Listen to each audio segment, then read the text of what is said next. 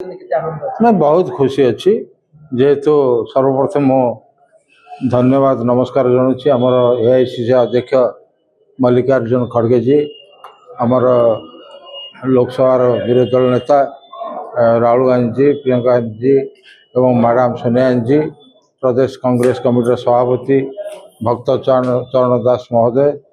को मु आज एवं प्रभारी अजय लल्लू केसी वेणुगोपाल जी समस्त जो आस्था भजन द्वारा मुझे भुवनेश्वर जिला कांग्रेस सभापति हो पारी तेणु मुझे कृतज्ञता ज्ञापन करुच्ची एवं निश्चित भाव में जो दायित्व मो उपर देइछंती मो ता लोकाभिमुखी करी एवं प्रत्येक वार्ड को जी प्रत्येक बूथ को जी ब्लॉक को जी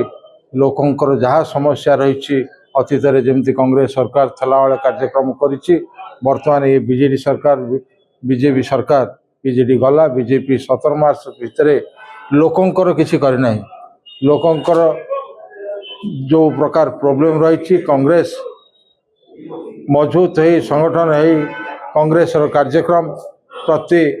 अंचल पहुँचो लोकों सहित जोड़ी हम आगामी दिन में निश्चित भाव में जो भुवनेश्वर जिले में 3टी निर्वाचन मंडली रही 3टी निर्वाचन मंडली मध्य किछि ग्रामांचल पंचायत एरिया रही सब अंचल वार्ड सभापति दिज्व ब्लॉक सभापति दिज्व तल स्तर कांग्रेस को मजबूत निश्चित भाव करा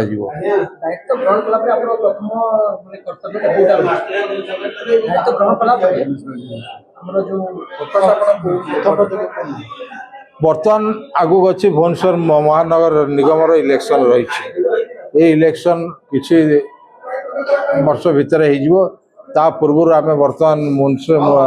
कैंडिडेट को सब अंचल जीवो कैंडिडेट ठीक करूँ एवं निश्चित भाव में म्युनिसिपल इलेक्शन विजय हम एवं देखते निश्चित भाव में भी मेयर भी आमर हम।